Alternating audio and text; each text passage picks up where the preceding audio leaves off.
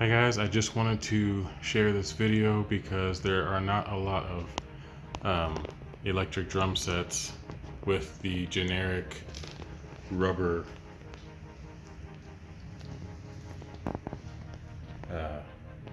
the generic rubber Yamaha drum pads that are able to look like this. Okay, so I'm just wanting to put this information on the internet because I have not seen anybody else do this. So without further ado, this is how you make a shell pack for a Yamaha DTX 502 series, or just about any with this type of rubber head. Alright, so the most important thing to start out is the size of the shells. Okay, so you can do this with pretty much any kit. I went as cheap as I could at the time, and I bought a Kid cheapo drum set. At the time it was like 70 something. I'll put up on the screen what I could find currently. I haven't been able to find this exact kit. The floor toms here, I bought two, by the way. I bought two kits because they don't come with enough drums. But the floor toms that I'm using here as floor toms, they were actually the kick drum of the Kid kit. So as you can see in this picture, it doesn't have the lug here. So yeah, but the most important thing is that you get the sizes of the shells correct. So these are both 8 inches, and the pad is able to fit right over the shell. So that's how those ones mount in, and then the rim ties that in, and it all works. You got to drill some holes so that you can get electronics in there and everything. And then these are 12-inch shells, and these are a little different. I had to do a little bit of a modification so that the 8-inch drum pad could fit into the 12-inch drum shell. So the way I did that is I used a 5-gallon bucket lid, but it was the black one that has that screw-in insert. I had to cut out a little bit so that I could access the electronics as well of that lid portion. And that happens to rest right around the rim of the 12-inch drum shell. And then over that, I still found that I had to use heads on at least the bottom side of the 8-inch and both sides of the 12-inchers. But the ones on the top, you need to obviously cut out the center so that you can hit the pad. But that's what holds the drum together, and that's what makes it work. I decided to, as you can see here, mount these two toms on cymbal stands. That's just so I didn't have to have rack coming all the way over. You can do whatever you want. I did change how they were mounted. They had some really cheap mounting for the Kid set, but I switched it to a pearl rim mount and pearl hardware to hold that. And then they're going into tom holders. And I grab the cymbal stand like so, and that works out. And then I also have a spot to hold 2 extra cymbals. So that's how that part is made. And I've had this kit, I've been using it like this for at least probably 7 or 8 years. So it works quite well. Now you can do the hi-hat however you want as well, but I decided to mount it to the rack. I had to do some modification, getting rid of a lot of the legs and other supports. So it is literally just held in right there at the top through one of the Yamaha tom mounts. And that works great for me. This is here because I'm building this kit for a church, and this mic holder is here for recording. So we take all of the electronic cymbals off for recording and we put real cymbals on. They mix quite well with the electric drums and real cymbals.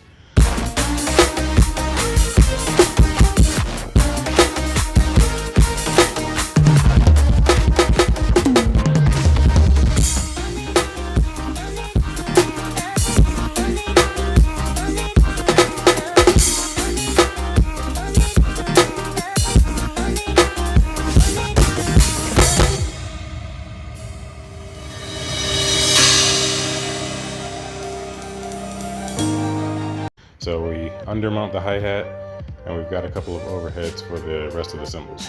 So that is how we do that. The kick is actually a 16-inch floor tom from a real kit, and I was able to find that for very cheap on Craigslist or, I don't know, some online person-to-person sale app. But I was able to find that real cheap, and it came in decent condition. I just needed to make sure that all of the lugs worked, the rims worked, and all that. I then took the front head. It was clear. I painted that silver, I forget what it's called exactly, but I'll put it up on the screen. But it's basically a mirror finish. So if you paint that on a piece of glass or something clear, like this clear drum head, it will give it a mirror finish. So that's the look I was going for, but you can really do anything. You can put your church's logo, your band's logo, whatever you want to do, and finish that out. I put the mic hole for looks. You don't really need to do that. You can keep it closed. I just wanted to do that for looks. As you can see, I did still have to throw a little bit of a pillow in there because I was getting some ring, so now it's a lot more damp. Now it is pretty dead inside. So I'll take you around to the drummer side here.